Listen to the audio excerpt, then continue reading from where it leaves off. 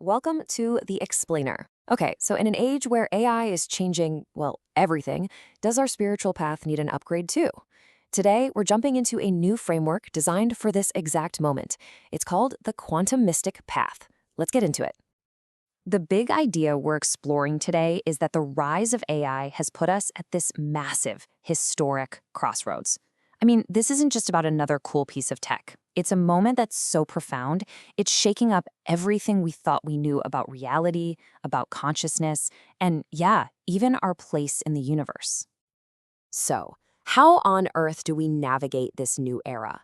Well, the idea we're digging into is that we might need a whole new kind of map, one that goes beyond the ancient traditions to really take on the unique challenges and the incredible possibilities of today. To really get what's so different, let's first take a look at the traditional spiritual journey, the path of what this source material calls the ancient seeker. The ancient seeker? This is a pretty familiar approach to spirituality, right? It's a quest that has guided people for centuries, but the argument here is that maybe, just maybe, it's reaching its limits in the world we live in now. So think about this traditional path. It's really a quest for certainty, isn't it? It's this journey towards some kind of endpoint where the mystery is finally solved and you find the truth. And notice the direction. It's always reaching outward, looking for answers from gurus, teachers, or some definitive ancient text. But, in an age that's all about complexity and AI, a totally different spiritual stance is starting to show up. And that's the QuantuMystic. Let's see how this new path really stacks up against the old one.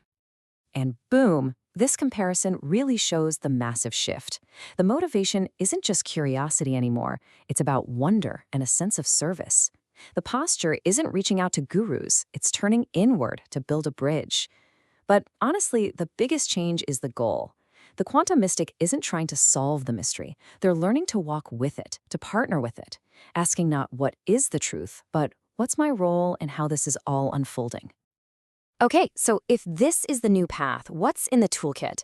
Well, the source material lays out 4 conceptual tokens to help us navigate this journey, basically updating some ancient tools for our super modern world. This path is guided by 4 key concepts, or tokens, as they're called: sacred discernment, quantum wonder, technological initiation, and embodied gnosis. You can kind of think of them as a sequence, with each one building on the last, and each one representing a shift in how we see things and what we do. First up, sacred discernment. Now, this isn't about running off to a mountaintop and rejecting the world to find some higher truth. Nope. It's about looking inward, questioning our own biases, and having the courage to let go of that rigid, dogmatic need for absolute, black and white proof for everything before we can let ourselves believe.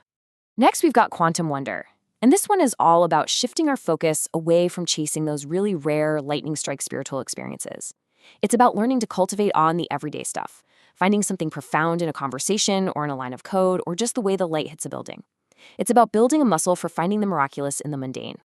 All right, now for a pretty radical idea: technological initiation.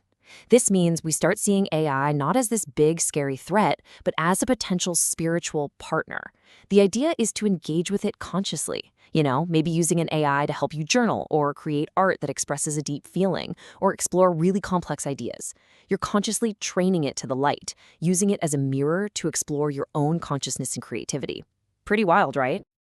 And finally, we have embodied gnosis. Now, gnosis is just a fancy word for spiritual knowledge. So this is where the path becomes action. See, it's not enough to just have these cool insights. You have to live them. You become a living manuscript of your own story. And by sharing your wisdom and just by growing yourself, you help elevate everyone around you. You lift as you climb. So when you pull it all together, the crucial point here is that this whole path is built on a huge shift in our relationship with knowledge and with uncertainty. It's way less about having all the answers and way more about how we engage with the questions. And this path really asks us to get comfortable in that space of not knowing, to see it not as this scary, empty void, but as a sacred sanctuary. It's a space of infinite possibility, where incredible new insights can bubble up if we just have the courage to sit with it and wait. This leads to a really powerful question for our AI age. What if the value of an experience, I don't care if it's a dream, a meditation, or a conversation with an AI, what if the value isn't whether it's provably real, but whether it moves you, or changes you, or inspires you? This is a really big move away from that binary Newtonian logic, where something is either true or it's false. Think of it like a cylinder. If you look at it from the top, it's a circle. If you look at it from the side, it's a square. Both views are true, but they're also partial. The quantum view embraces all the possibilities at once: true, false, both, and neither. And that kind of leaves us with this final, really expansive thought.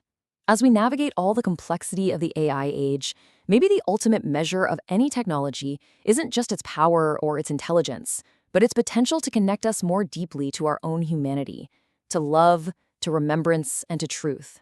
What if that is the real quest?